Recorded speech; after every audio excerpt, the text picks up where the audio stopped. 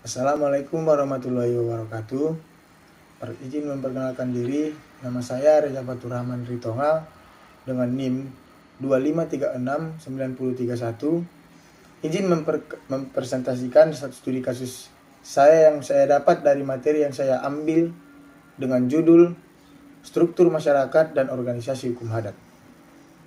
Baik, contoh studi kasus yang saya ambil adalah penyelesaian sengketa tanah ulayat oleh Kerapatan Adat Nagari atau KAN di Tanah Datar, Sumatera Barat.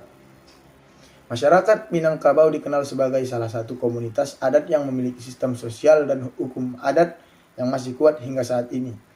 Salah satu bentuk nyata penerapan hukum adat dapat ditemukan dalam penyelesaian sengketa tanah ulayat di Kabupaten Tanah Datar, Sumatera Barat. Kasus ini menunjukkan bagaimana struktur organisasi hukum adat berperan penting dalam menjaga harmoni dan keadilan sosial di tengah masyarakat. Tanah ulayat merupakan tanah milik bersama suatu kaum atau suku yang diwariskan secara turun-temurun. Tanah ini tidak boleh diperjualbelikan dan hanya dapat dikelola untuk kepentingan bersama. Permasalahan muncul ketika dua kaum, yaitu kaum Piliang dan kaum Caniago, berselisih paham mengenai batas dan hak kelola atas sebidang tanah ulayat di salah satu nagari di Tanah Datar. Kedua pihak merasa memiliki hak historis atas tanah tersebut berdasarkan garis keturunan masing-masing. Sengketa tersebut berpotensi menimbulkan konflik sosial berkepanjangan jika tidak segera diselesaikan dengan bijak. Dalam menghadapi masalah ini, kedua kaum sepakat membawa persoalan tersebut ke Kerapatan Adat Nagari atau KAN, lembaga adat tertinggi di tingkat nagari atau desa adat yang berfungsi sebagai pengambil keputusan dalam urusan adat dan penyelesaian sengketa.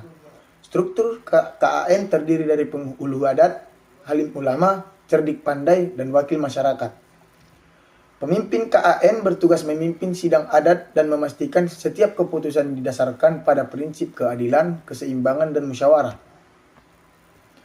Adapun proses penyelesaian yang dimulai dengan musyawarah adat, di mana masing-masing pihak diberikan kesempatan menyampaikan argumen dan bukti-bukti adat yang mereka miliki, seperti sejarah asal-usul tanah, batas wilayah, dan saksi-saksi adat. KAN tidak menggunakan pendekatan hukum tertulis seperti pengadilan negara, melainkan mengandalkan nilai-nilai kearifan lokal, yaitu basa-basi, musyawarah, mufakat, dan keadilan sosial. Setelah mendengar seluruh keterangan, para penghulu adat melakukan perundingan tertutup untuk mencari keputusan terbaik yang tidak merugikan salah satu pihak.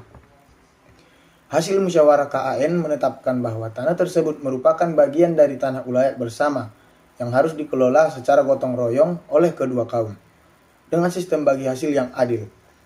Keputusan ini diterima oleh kedua belah pihak karena dianggap sesuai dengan norma adat dan menjaga keharmonisan antar kaum. Tidak ada pihak yang merasa kalah, sebab tujuan utama hukum adat bukan mencari siapa yang menang, melainkan mengembalikan keseimbangan sosial dan menjaga kepersaudaraan dalam masyarakat. Kasus ini menggambarkan dengan jelas bagaimana struktur organisasi hukum adat berfungsi efektif di tengah masyarakat modern. KAN sebagai lembaga adat berperan seperti pengadilan adat yang menyelesaikan sengketa berdasarkan norma, nilai, dan tradisi lokal. Mekanisme musyawarah yang digunakan KAN mencerminkan demokrasi khas Indonesia yang berakar pada budaya gotong royong dan mufakat. Selain itu, studi kasus ini juga menunjukkan bahwa hukum adat tetap relevan dalam konteks negara hukum modern. Meskipun tidak tertulis, hukum adat memiliki kekuatan moral dan sosial yang tinggi. Dalam praktiknya, penyelesaian sengketa melalui jalur adat terbukti lebih efisien, cepat, dan dapat diterima masyarakat tanpa menimbulkan konflik baru. Pemerintah daerah pun mengakui keberadaan KAN sebagai mitra dalam menjaga ketertiban sosial dan menyelesaikan masalah di tingkat lokal.